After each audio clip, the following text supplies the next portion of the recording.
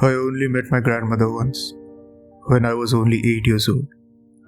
After that, my parents stopped talking about her and got mad at me if I asked questions about her. As I grew older, I was always curious about why they won't allow me to visit or even speak to her. Now I am 20 years old, and I still remember the address of my grandmother's house. I was wondering if she still lived there, or if she was even alive. But I decided to give it a shot and rented a car.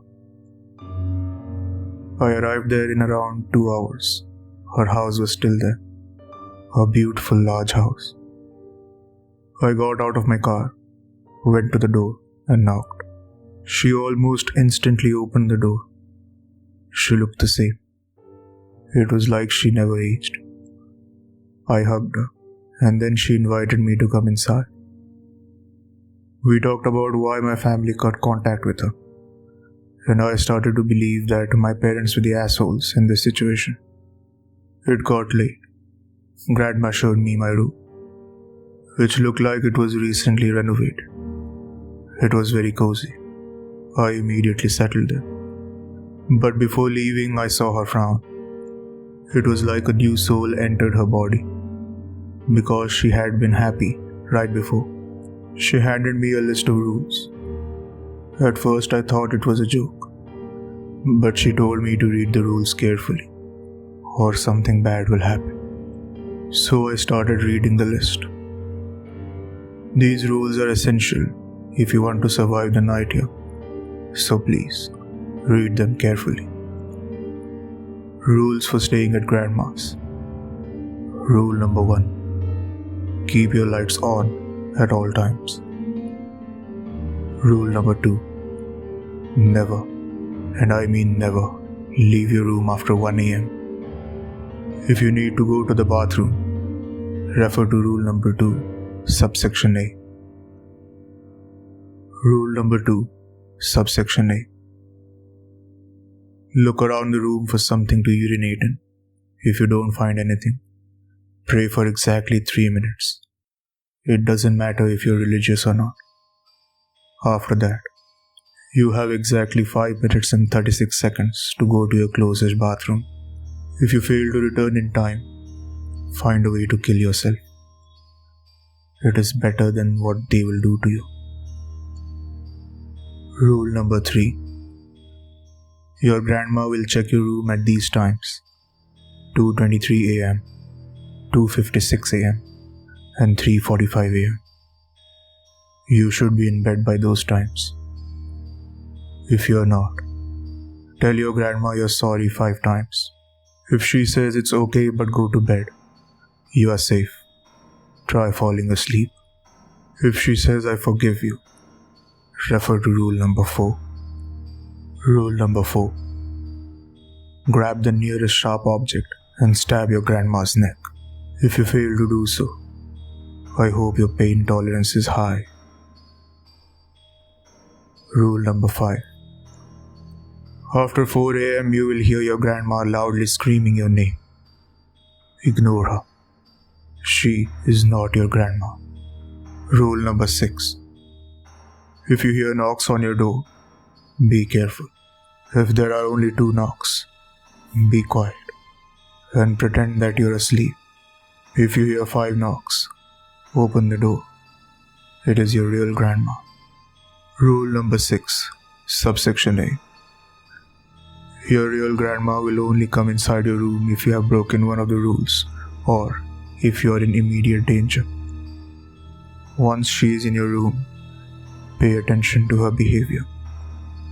If she sits on the bed next to you, you're safe for the rest of the night. If she stands in front of you, there is no hope left. You have 10 seconds to kill yourself before she teleports you to hell.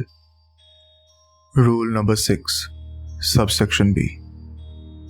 If you get teleported to hell, close your eyes and beg for forgiveness. If they forgive you, you will be sent back to grandma's house and you will be safe for the rest of the day. Otherwise, if they're angry, pray. Because the things they're gonna do to you are beyond comprehension.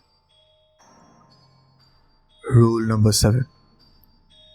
At 8 a.m., you must get out of your bed and slowly walk towards the kitchen downstairs. Eat the food she gave you and do not, under any circumstances, talk to her. Ignore her if she tries starting a conversation. After breakfast, you are completely safe for the rest of the day. Enjoy your stay. At first, I thought this was a prank, but then I remember how serious my grandma was when she told me to follow the rules. So I decided to follow them. I could not fall asleep. I kept thinking about the rules. Suddenly, I hear my grandma enter my room. I check the time. It's 2:23 a.m. I start panicking. I get on my knees and tell her I'm sorry. Please forgive me. 5 times. I wait for her answer. She calmly says, "It's okay, but go to bed." I calm myself down and get on my bed.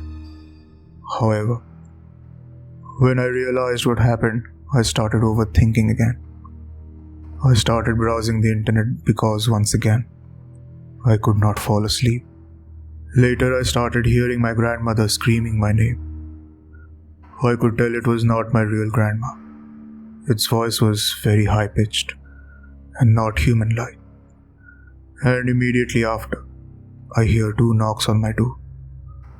I could feel tears running down my cheek. I thought I was going to die there.